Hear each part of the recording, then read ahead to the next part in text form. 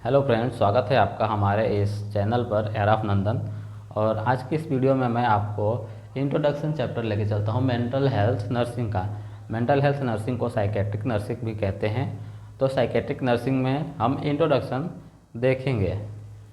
तो मेंटल से समझ सकते हैं हम मस्तिष्क, मतलब जो भी हम किस हेल्थ की बात कर रहे हैं, हमारा मानसिक संतुलन कैसा है, हम मानसिक रूप से कैसे हैं, इस बारे में हम बात कर रहे हैं। तो आइए डेफिनेशन पढ़ते हैं। जैसे कि WHO ने बताया है। WHO मतलब वर्ल्ड हेल्थ ऑर्गेनाइजेशन हैज़ उन्होंने डेफिनेशन दिया है, mental health is a state of wellbeing, कि मानसिक संतुलन, मानसिक स्वास्थ्य क्या है, स्टेट ऑफ वेलबींग मतलब अच्छा होना, मतलब मानसिक रूप मानसिक स्वस्थ व्यक्ति किसे कहते हैं, जो अच्छा है।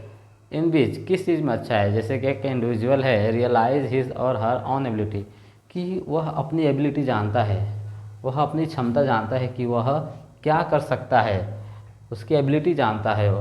और can cope up with the normal stressors of life, ज़िंदगी की भाग दौड़ में जो नॉर्मल स्ट्रेसर्स हैं, जो नॉर्मल परेशानियां हैं, उसे वो सॉल्व करना जानता है। जैसे कि समझ लो हम कॉलेज में लेट जा रहे हैं, जानबूझ के लेट जा रहे हैं, लेकिन वहाँ जाके कुछ बहाने बता रहे हैं कि इस वजह से मैं लेट हो गया, इस वजह से लेट हो गया। उस कारण बताना मतलब कि जो नॉर्मल स्ट्रेसर है लाइफ का, जो छोटे मोटे स्ट्रेस हैं, इसको कैसे मैनेज करना है वह जानता है। कैन वर्क प्रोडक्टिवली, और जो भी वो वर्क करता है, जो भी वो कार्य करेगा, वो प्रोडक्टिवली करेगा, फ्रूटफुली मतलब वो जो भी काम कर रहा है उसका एक फल आ रहा है, उसका एक रिजल्ट आ रहा है। तो कोई भी काम करने का एक मतलब होना चाहिए कि ऐसे नहीं कुछ भी कर रहे हैं। And is able to make a contribution to his or her community, और इस सब की वजह से वह एबल है, he is able to make contribution, सहयोग प्रदान कर रहा है अपने जहाँ भी जिस समुदाय में रहता है, या देश में, या अपने समुदाय को एक कुछ योगदान प्रदान कर रहा है। तो इसका ये मतलब हुआ कि मेंटल हेल्थ ही उसे कहते हैं जो अच्छे से वर्क करता है, छोटे मोटे स्ट्रेसर्स, जो ज़िंदगी की छोटी मोटी परेशानियां उसे इजीली सॉल्व कर देता है, और इस सब की वजह से अच्छा रिजल्ट लाता है और कंट्रीब्यूशन कर देता है अपने कम्युनिटी में। ये तो WHO के हिसाब से हुआ। और एक डेफिनेशन है कि मेंटल हेल्थी पर्सन उसे कहते हैं जो इजीली अपने आप को पर्यावरण के साथ ढाल लेता है, कि पर्यावरण में जो भी हो रहा है, कि अपने सिचुएशन में, सराउंडिंग में जो भी हो रहा है, उसके हिसाब से अपने आप को एडजस्ट कर लेने की जो पावर है, एबिलिटी है, उससे उसे मेंटली हेल्दी पर्सन कहते हैं। सो WHO की डेफिनेशन के बाद हम दूसरी परिभाषा देखते हैं, जिसे कार्ल मैनेजर ने दिया है। The adjustment of human being to the world, adjustment of human being to the world मतलब कि कोई भी व्यक्ति है, उसका एडजस्टमेंट पूरे दुनिया के साथ कैसा है, एंड टू ईच अदर, और एक दूसरे के साथ कोई व्यक्ति है, उसका रिलेशन पूरे दुनिया में या एक दूसरे के साथ कैसा है, with their maximum of effectiveness and happiness, और वह व्यवहार, जो भी रिश्ता वह बना रहा है अपने दोस्तों के साथ, फैमिली के साथ, उसका इफेक्टिवनेस, उसका कुछ इफेक्ट, उसका कुछ प्रभाव होना चाहिए, एंड हैप्पीनेस, और वह मतलब कुछ हैप्पीनेस होना चाहिए, मतलब कुछ खुशियाँ उसके वजह से कुछ खुशियाँ होनी चाहिए।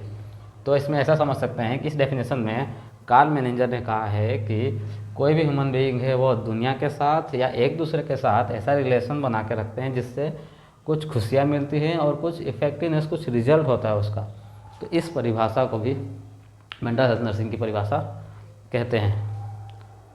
चलिए दोस्तों आगे चलते हैं। तो अब पढ़ेंगे हम indicator of mental health. Indicator मतलब साइन, कैसे पहचानेंगे हम कि कोई मेंटली हेल्दी है।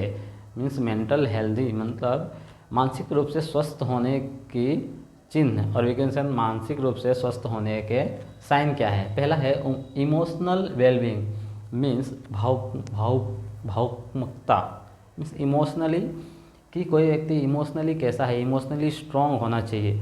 अगर कोई मेंटली हेल्दी है तो इमोशनली स्ट्रांग होना चाहिए, मतलब वह जानता है कि उसे कहाँ पे कितना इमोशन दिखाना है। कहीं कोई मैयत में जाके हंसेगा तो नहीं, इसका मतलब कि वो इमोशनली स्ट्रांग है। जैसे अगर कोई हॉस्पिटल में कोई पिता बन गया तो उसको कॉन्ग्रेचुलेसन करना, उसके सामने हैप्पी रहना, अपने इमोशन मतलब उससे इतना पता होना चाहिए कि वो अपने इमोशन कहाँ पे और कितना दिखाना है। उसके बाद healthy relationship. Healthy relationship means अच्छा रिलेशनशिप, अच्छे संबंध। अगर कोई व्यक्ति मेंटली हेल्दी है तो उसके संबंध कैसे होंगे, अच्छे होंगे। उसके दोस्तों के साथ, फैमिली में, परिवार में, कॉलेज में, सब जगह उसके रिलेशनशिप हेल्दी होंगे, मतलब कि अच्छे होंगे। उसके बाद एडेप्टेबिलिटी। एडेप्टेबिलिटी मतलब कि खुद को एडजस्ट करना। जैसे समझ लो हम 12वीं के बाद कॉलेज में आए तो नए दोस्त, नए टीचर, नया इस कॉलेज, फिर नई दुनिया एक हो गई, तो उसमें अपने आप को कैसे सर्वाइव करना है, कैसे अडेप्ट करना है उस इन्वायरमेंट को, उस पर्यावरण को, जो भी माहौल है उस माहौल में ढल जाना, उसको बोलते हैं एडेप्टेबिलिटी। उसके बाद है प्रोडक्टिविटी। प्रोडक्टिविटी मीन्स रिजल्ट, कि अगर मेंटली हेल्दी पर्सन है तो कुछ भी कर रहा है तो कुछ करने का कुछ रीज़न तो होगा, कि ऐसी थोड़ी कोई भी कुछ भी करने लगेगा, तो उसका एक रिजल्ट होगा। अगर पढ़ाई करने जा रहा है तो अच्छे जैसे रिजल्ट आते हैं, वैसे ही कोई भी काम, डेली लाइफ में भी कोई काम कर रहे हैं तो उसका भी एक रिजल्ट होना चाहिए। उसके बाद है self awareness and actualisation. Self awareness means mentally healthy person जानता है खुद के बारे में उससे पता होना चाहिए कि हाँ मैं क्या कर रहा हूँ तो क्या होगा। और एक्चुअलाइजेशन मतलब रियलाइजेशन, मतलब पहचानना।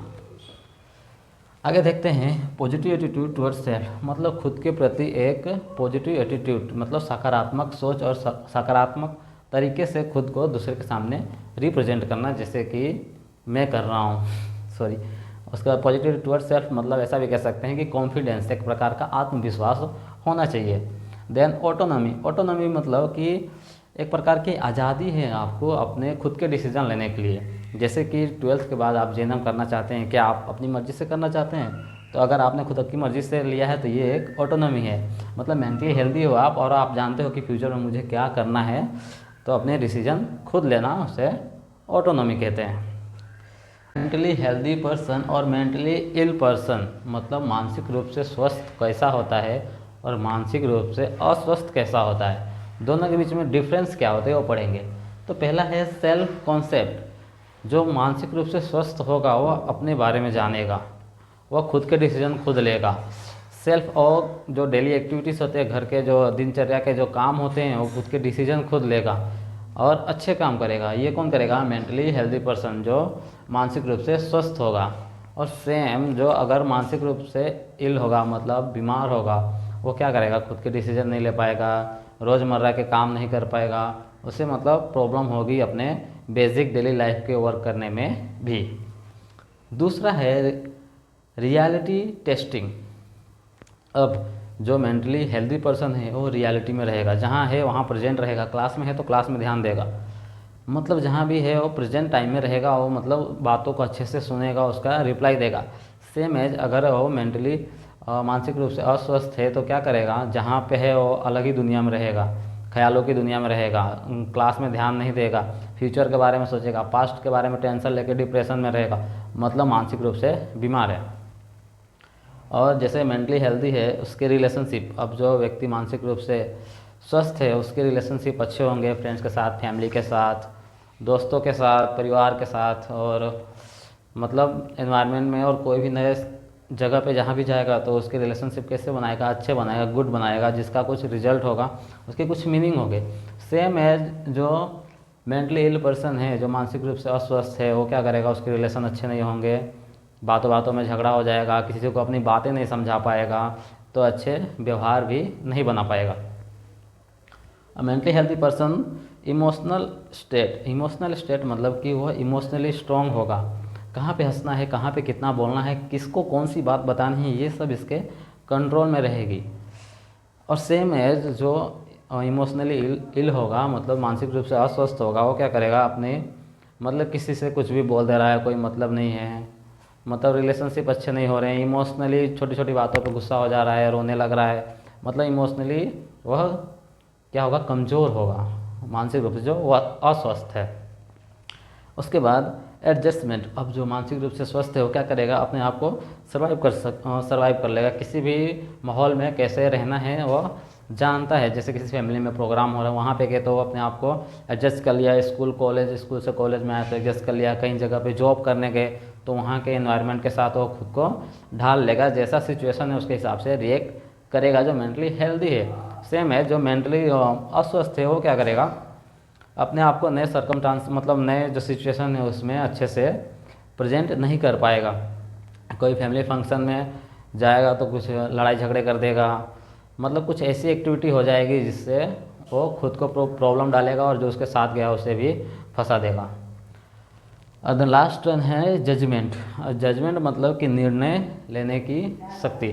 जो मेंटली रूप से स्वस्थ है वो क्या करेगा, जजमेंट दे देगा, कोई भी बात पे अच्छा डिसीजन लेगा कि हाँ आज कॉलेज जाना है कि नहीं जाना है, कोई खेल रहा है तो कौन जीत रहा है नहीं जीत रहा है क्या है, मतलब अच्छे डिसीजन लेगा। जजमेंट, अगर दो बच्चों में लड़ाई भी हो गई तो उसे सॉल्व करवा देगा, तो उसे बोलेंगे कि वो मेंटली क्या है, स्वस्थ है, मतलब अच्छे डिसीजन ले रहा है। और वैसे ही जो ये रहेगा, जो मानसिक रूप से बीमार है, इसे तो पता ही नहीं क्या हो रहा है क्या नहीं हो रहा है, कहाँ पे क्या करना है नहीं करना है, मतलब जजमेंट क्या ही देगा। ये मानसिक रूप से स्वस्थ है, अपनी दुनिया में खोया हुआ है, तो इसे सिचुएशन क्या है, किसको क्या समझाना है, कुछ समझा भी नहीं पाएगा, जजमेंट भी नहीं ले पाएगा। यहाँ तक कि डेली एक्टिविटी के जजमेंट भी नहीं ले पाएगा कि आज मुझे क्या करना है, उसे यही नहीं पता, सुबह उठ गया अब क्या करूँ पूरे दिन, टाइम पास ही टाइम पास।